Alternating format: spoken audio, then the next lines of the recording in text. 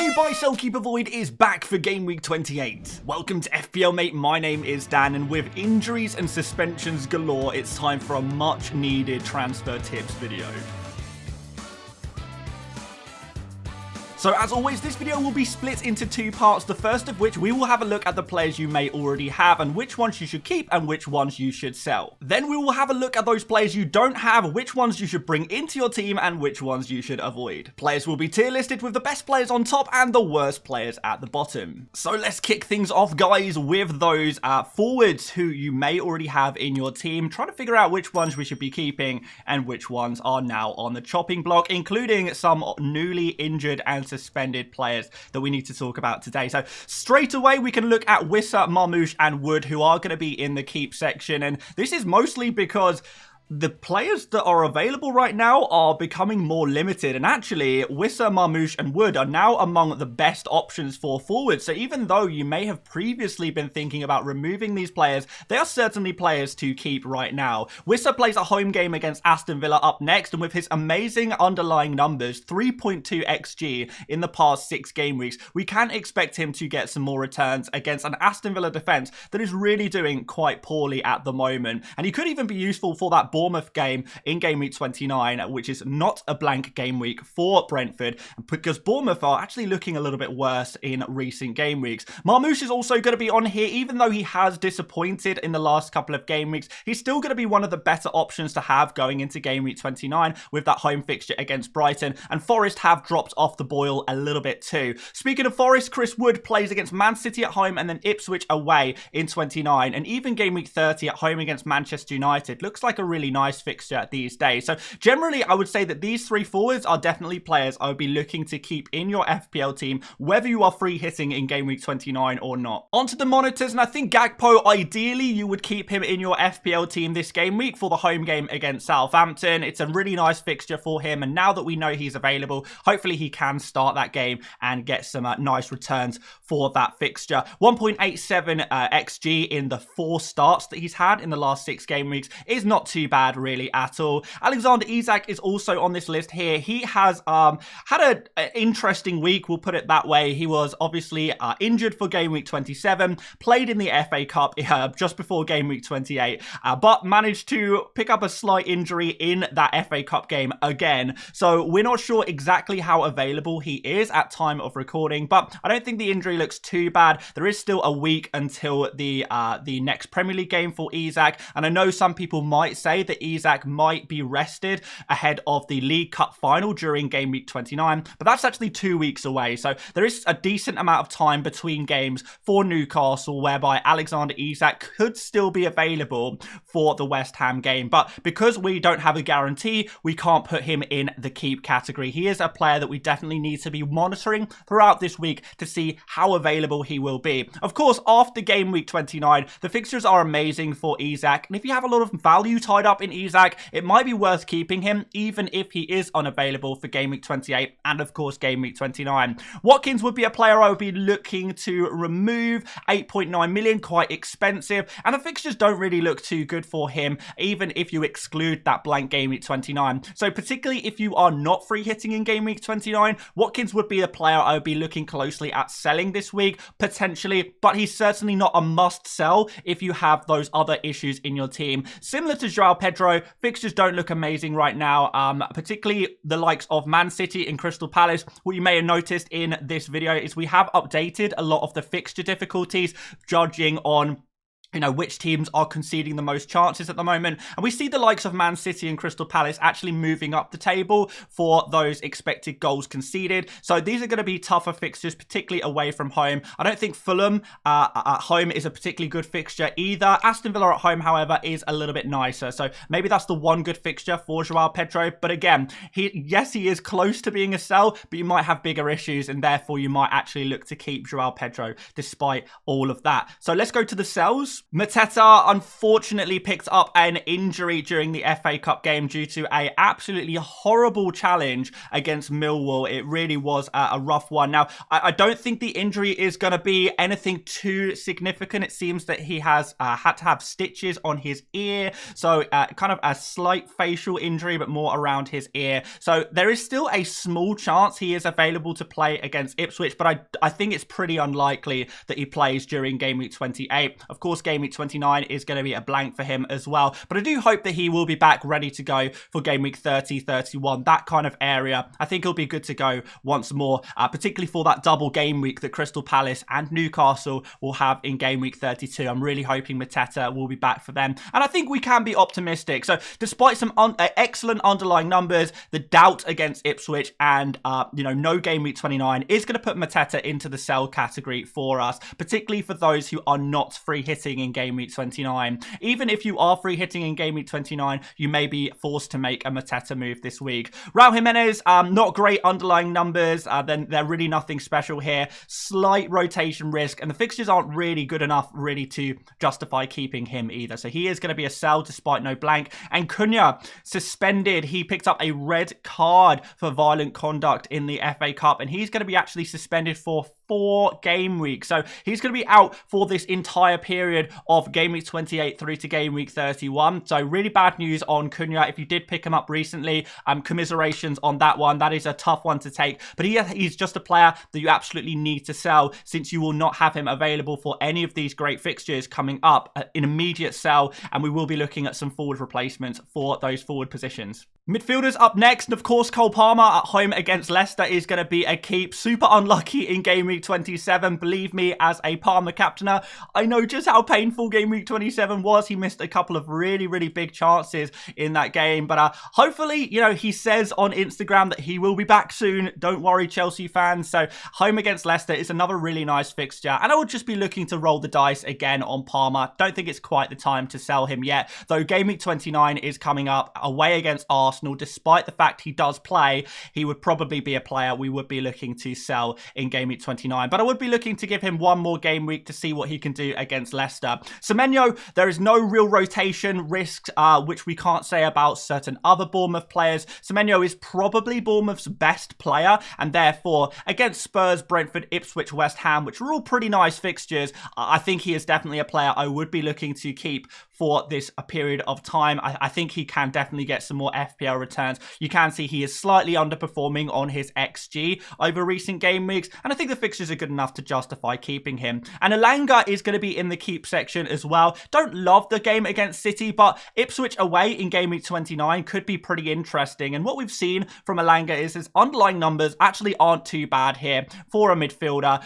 1.37 XG, 1.52 XA here, with a decent amount of shots and key passes. For 5.3 million, I think he will do the job just fine, particularly if you can bench him for Game Week 28, although I would have no problem with playing him in Game Week 28 either. The fixtures after that, however, for him are pretty nice, so I think he is going to be a keep for this game week. Kaoru Mitoma is a player to monitor. The fixtures aren't great, as we mentioned, for Brighton. However, he has been in excellent form recently and super unlucky not to score in Game Week 27, where he hit the post twice, I think. So yeah, really unlucky in that game. His underlying numbers are really strong here. You can see 2.56 XG is among the highest of midfielders right now, which is nice. The small problem is he did limp off in the FA Cup game this weekend, so there is a small chance he might be unavailable for the Fulham game, but that's why he's in the monitor section. I think given that he has been in good form, you often back the attacking players form over fixtures, so as long as he is available, and we don't know that for sure yet, I think he is edging towards being a keep.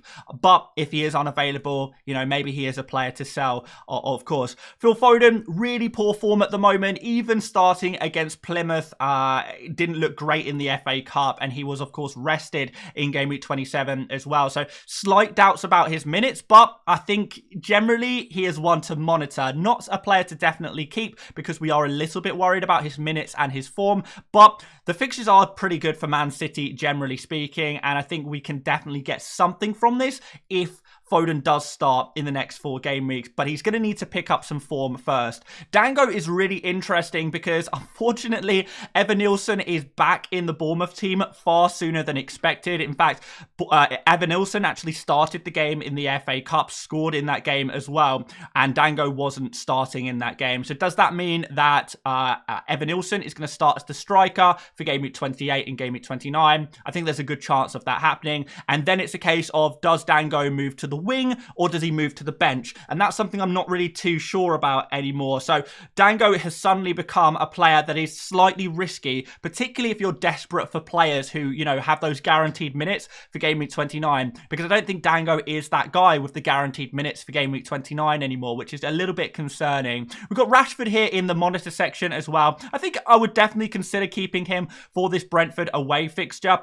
But then after that, maybe look to move him on in Game Week 29. He has been rotation risk recently, but I think he's certainly done enough to kind of justify some more starts for Aston Villa. So I'm hoping he can get some more starting game time, and maybe that's going to kick off really against Brentford, because he's got 3 returns already, 3 assists, which is pretty decent, 1.76 XA. Really nice numbers, actually, for the limited minutes that he's had. Rodgers, I think, is going to be a sell still. Underlying numbers not really great here, particularly when we consider how many minutes he's played in the last 6 game weeks. 7 games in 6 game weeks, playing pretty much 90 minutes per game, most of the time at least. And the numbers just aren't really backing that up. So I think with the difficult fixtures, the blank in 29, if you were looking to replace a midfielder this week and you had a new midfielder you'd really like to buy this week, I think Rodgers would be pretty easy to replace here. We've also got Iwobi in the sell category. He has been pretty poor for quite some time now. I think he's only got, like, what was it? Maybe 2 goals in the past, like 10, 15 game weeks, and both of them were super fluky kind of crosses in that ended up finding the back of the net. So crazy stuff from Iwobi, but really not looking too hot as an FPL asset. Of course, was only got a limited minutes in game week 27, and again in a few game weeks prior to that as well. So I don't even know if he's 100% nailed anymore either. And Gordon finally is going to be suspended for game week 28. I'm actually recording this video before the Newcastle versus Brighton FA Cup game finishes, but we know Gordon has been sent off during that game, so he's either just going to be suspended for game week 28, but he could also be suspended for game week 30 as well. So pretty easy to remove if he is going to be suspended for 3 game weeks. But even if it's just 28 and 29 he's out for, that's still going to be probably enough to justify selling him, as we are so desperate for players right now,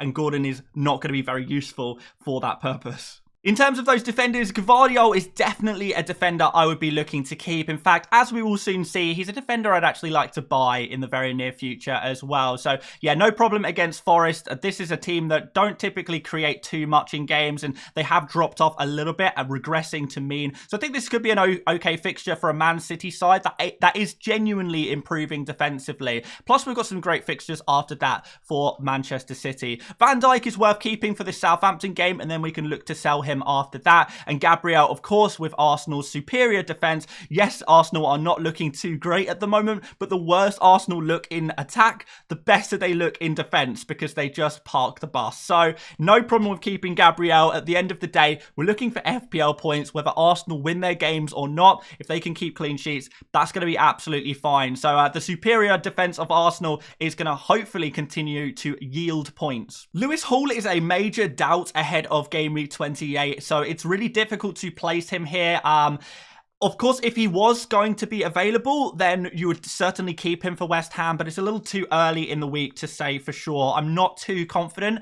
if I'm honest, that Hall will be available for game week 28. He will be seeing a specialist, which is usually a bad sign for his current injury that he has picked up during the game last week. So I don't think he is going to play it against West Ham, but he could still be worth keeping even over game week 28 and 29. We know that we're going to have to, if you're not free hitting, of course, you're going to have to bench some players. And particularly if you have a lot of money tied up in Lewis Hall, then I think Hall is just going to be a player that you bench for game week 29. You're going to have to bench at least one defender, you would imagine, and Hall probably should be that guy if you have a lot of money tied up in him, because certainly from game week 30, 31 onwards, whether you're wildcarding or, you know, whatever you're doing, you are going to want to have Lewis Hall ready for game week 31 and 32 for the double game week as well. So provided he is available by that point, which I think he will be. So I think Hall generally is a player to keep, but, you know, I understand if you do need to sell him, if you're just desperate for defenders right now. But generally, whatever you've got on your bench is probably going to be fine. They'll probably do the trick. They'll probably be able to cover your Lewis Hall for the next couple of game weeks. Robinson has finally dropped out of the keep section with these tough fixtures coming up. Brighton away, Spurs at home, followed by Arsenal away and Liverpool at home. Really tough games in 30 and 31 against the top two of the Premier League. So Robinson, finally, he is dropping out these keep areas, and certainly a player we might be looking to remove if you do have him in your team. Aina, also a player who is edging towards the sell category here as well with his fixture against Man City. Though I have to say, if you can just bench Aina for the Man City game, I would have less of an issue with just keeping him. Similar situation to Kirkes. Maybe you can just bench him in game week 28 and bring these kind of players back into your team from game week 29, 30 when the fixtures do look a little bit better for these guys. Mazraoui is a sell, even though he should be good for minutes. The Manchester United defense are just not it right now. It's not looking too good. So I think a pretty easy sell for those Manchester United defenders. Pedro Porro, a serious rotation risk now. A lot of Spurs fans calling for Jed Spence to play at right back, and obviously Udogie would play as the left back in this Spurs system. Fixtures aren't great. I think generally he is just a sell, and Digne, any Aston Villa defender really, is going to be a sell for this game week. So Digne is going to be very much on the chopping block for any manager who owns him. You know, Concert, similar situation. Maybe even Martinez if you have him. Pau Torres. Just Aston Villa defense with the blank coming up. Poor fixtures or average fixtures, poor defense. Yeah, just sell these guys, I think. And before we have a look at some buys, guys, make sure you do drop a like on the video. It's been a little while since I uploaded, so massively appreciate all the support as we get back into the FPL action. And do, of course, subscribe if you haven't done already. Let's get moving with those players to buy. So I think most of us are looking for a new forward to buy for game week 28. And I think Erling Haaland, if you can make it work financially, would probably be the player I would go for right now. It's going to be tough because it probably will mean you have to sell Palmer, Trent, Isak, these kind of players in order to get Haaland for your team. So it's going to be really difficult, but if you do have the opportunity, if you do have the money somehow to do it, I think Haaland would be top of my buy list this week. He has been actually getting FPL returns recently. 4 goals and 2 assists in 5 appearances in the past 6 game weeks is really, really nice indeed. He's getting back to the best that we know him from. You know, we're getting more than an attacking return per fixture, and the fixtures look really good coming up as well. Forest, Brighton, Leicester, Manchester United. There's no real tough team in this run. Particularly that Leicester at home game is really nice. And Haaland, a genuine, probably one of the biggest captaincy shouts for game week 29. We're going to have no Salah, of course. We'll have Palmer against Arsenal. It's going to be tough to pick out a captain for game week 29. So I think Haaland genuinely could be that guy. So if you can get him 1 game week early, I think that could be very useful. But if not, if you can wait until game week 29 to pick him up, maybe sell the likes of Trent and Palmer in game week 29 to afford Haaland. I think I would maybe wait 1 more week. But of course, like I say, if you can do it this week, then of course do it. Wood is in the buy section. Now, I didn't expect to see him really in the buy category. We expected to see the likes of Cunha, maybe Mateta up here. But unfortunately, with the injuries and suspensions, Wood has just gone up a few pegs here. Again, another player you would ideally wait until game week 29 to buy. But you may have to just go 1 game week early on Wood, just so you have some playing players. Because Ipswich is a really nice fixture in 29, but game week 28, not so hot against Man City. And Marmoush is the final player on this list for a buy. Yeah, like we kind of spoke about him already, but I still think he is definitely a player we could potentially have a look at ahead of game week 28, just because we just need to get some bodies into our FPL teams right now. Now, I do like the look of these next 2 players in the monitor section, although I'm not 100% convinced on them. So we'll put Wissa in here first of all. If you don't have him in your team already, then it might be a good idea to have a look at him if you are looking for someone a little bit cheaper. Like we mentioned earlier, his underlying numbers are phenomenal. Arsenal. He's in really good form right now, and actually the Aston Villa at home game is really good, and the Bournemouth away game is getting better as a fixture. As time goes by, that fixture looks more and more tempting. So as we saw against Everton, we only need Brentford to score 1 goal, and there's a good chance that Wissa will be involved in that as the primary striker in this football team. So I do still quite like Wissa. Would I put him above the likes of Wood and Marmoush? I'm not as sure, but certainly something to consider, right? Evanilson is also going to come out as a bit of a differential here. He's been injured for quite some time, but if he is starting for this Bournemouth side with these phenomenal fixtures that they have, then he's going to be a really useful FPL asset. The striker in the Bournemouth team seems to do typically well. We've seen Evanilson earlier on in the season. We've seen Dango playing as striker has done pretty well as well. So if you think Evanilson is going to be starting games from now on, now he is available, then this could be really, really nice. Obviously, Bournemouth have a lot to play for in the Premier League, with Champions League football very much a possibility right now. So it could be that Evanilson goes straight back into the team, starts very regularly, and this could be big. So yeah, super differential. It's something I'm definitely thinking about myself, something maybe you guys could consider as well. Evanilson, 5.6 million forward. Quite like this one if you want to go a different direction to maybe the template. And of course, Beto and Gakpo I still think are potential options. Beto for a nice cheap option, and Gakpo, if you are free hitting in Game Week 29, could still be an option for you. As for our avoids, Joao Pedro, don't think I would be looking to go for him. And of course, Isak with a potential injury, and Watkins here as well. Both of these players with no Game Week 29 fixtures. You've probably left it a little bit too late to be going in on these guys. So they are going to be in the avoid section. As for midfielders, and Mbeumo is still going to be top of the buy list. Yes, he is going to be number 1 for our midfielders because the underlying numbers are really, really good. Among the strongest in the entire Premier League at the moment. He's kind of going neck and neck with Salah for those underlying numbers. Of course, Salah is a slightly different beast and is overperforming. But Mbeumo, with the penalties that he has, the great underlying data, decent amount of shots, 2.43 XG, 1.43 XA in the past 6 game weeks, and a nice fixture against Aston Villa, followed by that Bournemouth fixture. Even in the tougher fixtures, I'd be more than happy to back Mbeumo. Neto is going to go next here in the buy section for the midfielders, and I think this is where things do get a little more tricky. I think Mbeumo is really the only midfielder who I would definitely be looking to buy if I didn't have him. After that, it gets pretty tough. But Neto has been in really good form recently. He looks nailed on right now with the injuries that Chelsea have. Leicester at home is obviously a fantastic fixture, and he could, get enough points in Game Week 28 alone that it would justify him maybe having a tougher game away against Arsenal in 29. But actually, after 29, Chelsea's fixtures are pretty decent. So we've got here a Chelsea attacker playing for a good attack in Chelsea, who is in good form at the moment, playing with confidence, should be good for minutes, differential as well, good fixture immediately, so you've got those immediate returns to look forward to.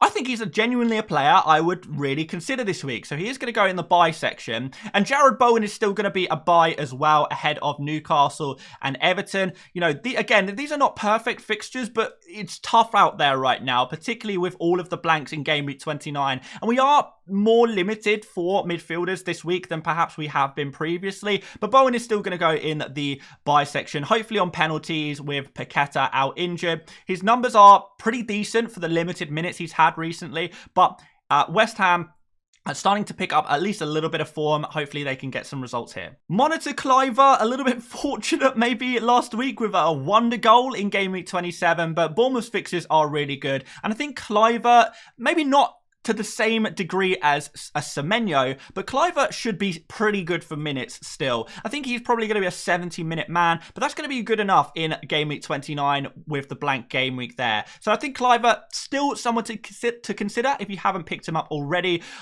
Bruno Fernandes is a player I really do like the look of at the moment generally, but the immediate fixture is against Arsenal, so perhaps this isn't the week to buy him. Ismaila Sarr is also on this list. I think with a blank Game Week 29, I'm not quite sure I'd be ready to go for him. Maybe we can wait until Game Week 30 before picking up a Sarr, unless you're on a free hit this week, in which case Sarr would maybe be a player to pick up. But do remember, guys, that Sarr has been in and out of form recently, and one amazing game week where he put up incredible numbers in Game Week 27 alone.